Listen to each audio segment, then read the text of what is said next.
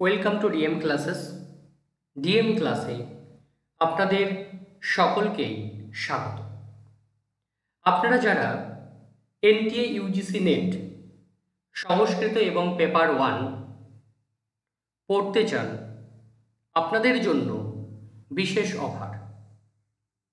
আপনারা 6 মাসের কোর্স পেয়ে যাচ্ছেন 4,999 টাকা। এই 6 মাসের কোর্সে আপনি পাবেন উইকলি 6টা করে live class, 10,000 plus MCQs, PDF material এবং 300 প্লাস ভিডিও লাইব্রেরি আপনারা পাচ্ছেন। এছাড়াও ফ্রি আপনি ইউটিউব ক্লাস পাচ্ছেন। আর আপনি যে 6টা মাস ক্লাস করবেন সেই 6টা মাসের লাইফ টাইম ভিডিও অ্যাক্সেস আপনারা পেয়ে যাচ্ছেন। আপনারা যদি শুধুমাত্র পেপার 2 পড়তে চান সেক্ষেত্রেও আপনারা পড়তে পারেন। তার জন্য আপনার প্রাইস করা আছে 3,000 6 মান্থের জন্য।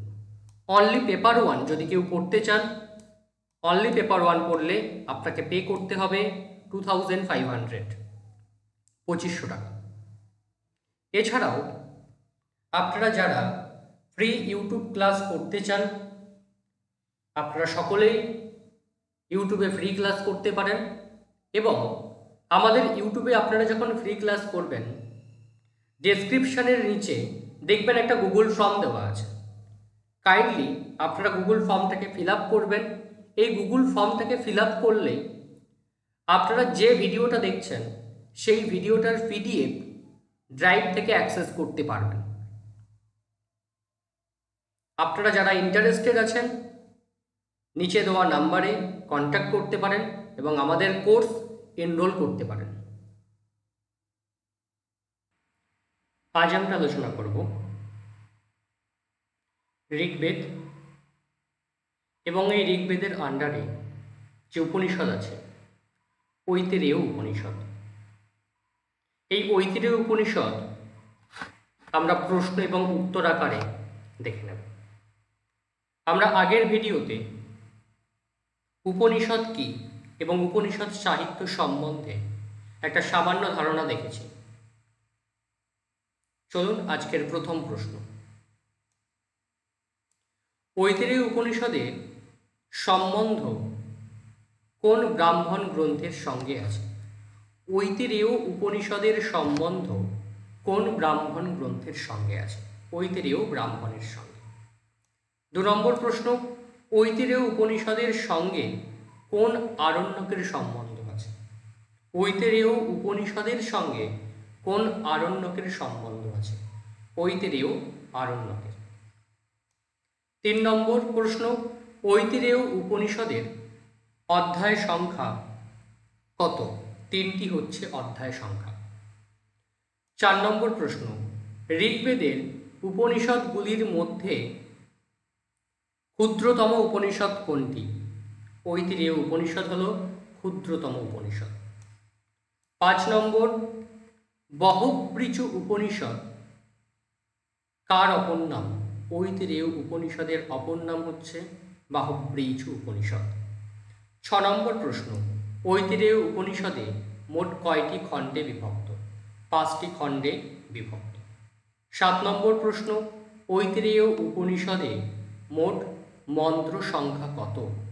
23টি হলো মন্ত্র সংখ্যা। 8 নম্বর প্রশ্ন, ঐতিরেয় উপনিষদের প্রথম অধ্যায় কয়টি খণ্ডে বিভক্ত? 3টি খণ্ডে বিভক্ত। 9 নম্বর প্রশ্ন, ঐতিরেয় উপনিষদের দ্বিতীয় অধ্যায়ে কয়টি খণ্ড আছে? 1টি খণ্ড আছে। 10 নম্বর প্রশ্ন, ঐতিরেয় উপনিষদের তৃতীয় অধ্যায়ে কয়টি খণ্ড আছে? 1টি খণ্ড আছে। 11 নম্বর প্রশ্ন, ঐতিরেয় উপনিষদের বৃহত্তম অধ্যায় কোনটি? প্রথম অধ্যায়। 12 নম্বর প্রশ্ন, ঐতিরেয় উপনিষদের মন্ত্রের ধরন কেমন? গদ্যাত্মক। 13 নম্বর প্রশ্ন, ঐতিরেয় উপনিষদের প্রথম অধ্যায়ে কি বর্ণিত হয়েছে? সৃষ্টি রহস্য বর্ণিত হয়েছে। 14 নম্বর প্রশ্ন, ঐতিরেয় উপনিষদে বর্ণিত সৃষ্টি রহস্যের আধার ঋগ্বেদের কোন সূক্ত? পুরুষ সূক্ত। 15 নম্বর প্রশ্ন, ঐতরেয় উপনিষদের দ্বিতীয় অধ্যায় কি বর্ণিত হয়েছে? মানুষের 3 জন্মের কথা। পরের প্রশ্ন, ঐতরেয় উপনিষদ অনুসারে মানুষের 3টি জন্ম কি কি? যে ভ্রূণ থেকে মাতৃগর্ভে জন্ম হলো প্রথম জন্ম, এবং সেই মাতৃগর্ভ থেকে ভূমিষ্ঠ হওয়া দ্বিতীয় জন্ম, এবং মৃত্যুর পর অমৃতময় লোকে গমন হলো তৃতীয় জন্ম। পরের প্রশ্ন, ঐতরেয় উপনিষদের 3য় অধ্যায় কি বর্ণিত হয়েছে? আত্মার স্বরূপ বর্ণিত হয়েছে। পরের প্রশ্ন, লোকান নু সৃজা ইতি উক্তিটি কোন উপনিষদের? ঐতরেয় উপনিষদের। অর্থ কি? যে আত্মাই লোকসমূহ সৃষ্টি করেন। লোকান নু সৃজা ইতি, যে আত্মাই লোকসমূহকে সৃষ্টি করেন। পরের প্রশ্ন, কো অয়ম আত্মৈতি বয়ম উপাসমহি, বলছে আমাদের উপাস্য সেই আত্মাকে। কো অয়ম আত্মইতি বয়ম উপাসমহি, আমাদের উপাস্য সেই আত্মা কে? এটা ঐতরেয় উপনিষদের উক্তি। পরের প্রশ্ন, ইমানি চ পঞ্চমহাভূতানি উক্তিটি কোন উপনিষদের? ঐতরেয় উপনিষদের। যে ইনি হল পঞ্চমহাভূত। পরের প্রশ্ন, প্রজ্ঞানম ব্রহ্ম মহাবাক্যটি কোন উপনিষদের? ঐতরেয় উপনিষদের। এরপরে আমরা দেখে নেব কৌশিতকী উপনিষদ। প্রথম প্রশ্ন, ঋগ্বেদের চতুর অধ্যায়াত্মক উপনিষদটি কি? হলো কৌশিতকী উপনিষদ। 2 নম্বর প্রশ্ন, কৌশিতকী উপনিষদ কোন ব্রাহ্মণের সঙ্গে সম্পর্কযুক্ত? কৌশিতকী ব্রাহ্মণের সঙ্গে সম্পর্কযুক্ত। 3 নম্বর প্রশ্ন, কৌশিতকী আরণ্যকের কততম অধ্যায় কৌশিতকী উপনিষদ নামে পরিচিত? 3য় থেকে 6ষ্ঠ অধ্যায়। মোট 4টি অধ্যায় হল, মোট 4টি অধ্যায়।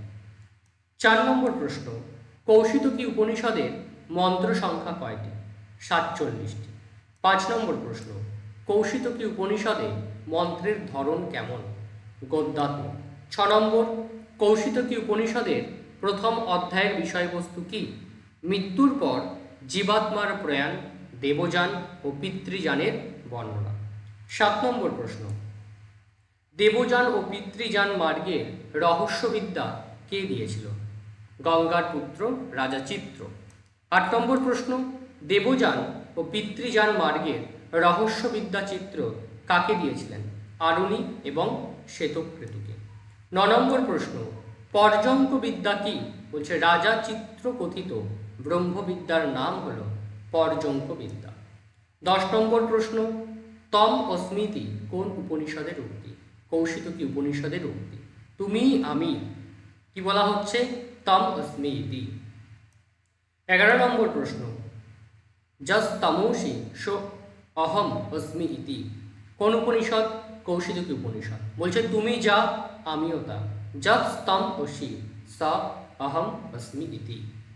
12 নম্বর প্রশ্ন, শ্বেতকেতু কার পুত্র? আরুণির পুত্র। 13 নম্বর প্রশ্ন, কৌশিতকী উপনিষদের 2য় অধ্যায়ের বিষয়বস্তু কি? হচ্ছে প্রাণতত্ত্ব।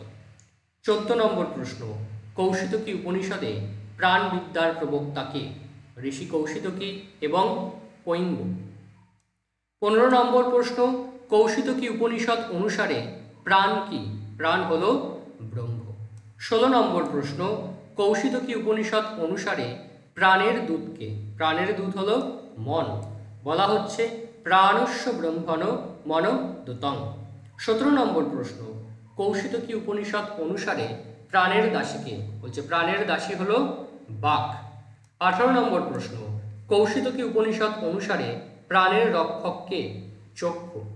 19 নম্বর প্রশ্ন, কৌশিতকী উপনিষদ অনুসারে প্রাণের দ্বারপালকে? বলছে কর্ণ। 20 নম্বর প্রশ্ন, কামনা সিদ্ধির জন্য প্রাণবিদ্যার কয়টি প্রয়োগ আছে? 2টি প্রয়োগ আছে। এক হচ্ছে একো ধনাবরোধন ও দৈব স্মরণ। 21 নম্বর প্রশ্ন, আন্তর অগ্নিহোত্র কি? বলছে কাশিরাজ প্রতর্দনকৃত সংযমী হল আন্তর অগ্নিহোত্র। 22 নম্বর প্রশ্ন, আন্তর অগ্নিহোত্রের আহুতি কি? বলছে কথা বলার সময় প্রাণকে বাকে চুপ করে থাকার সময় প্রাণে বাঘকে প্রাণে আহুতি দেয়, এই দুটি আহুতির দ্বারা আন্তর অগ্নিহোত্র সম্পাদিত হয়। 23 নম্বর প্রশ্ন, উক্ত বিদ্যা কিসের অন্তর্গত? প্রাণবিদ্যার অন্তর্গত। 24 নম্বর প্রশ্ন, উক্ত বিদ্যার প্রবক্তা কে? বলছে শুষ্ক ভিঙ্গার উক্ত ব্রহ্মেতি হস্মাহ শুষ্ক ভিঙ্গার। 25 নম্বর প্রশ্ন, উক্ত কি? 25 নম্বর প্রশ্ন, উক্ত কি? বলছে প্রণব মন্ত্র, জপ ও তার সাধনা। 26 নম্বর প্রশ্ন, ইন্দ্র পোতর্দন সংবাদ কোন উপনিষদের বিষয়? কৌশিতকী উপনিষদের 3য় অধ্যায়ের বিষয়। 27 নম্বর প্রশ্ন, পোতর্দন কার পুত্র? বলছে দিবদাসের পুত্র হচ্ছে পোতর্দন। 28 নম্বর প্রশ্ন, প্রাণ অস্মি প্রজ্ঞাত্মা উক্তিটির বক্তা কে? উক্তিটির বক্তা হলো ইন্দ্র, আমি প্রাণ ও প্রজ্ঞাত্মা।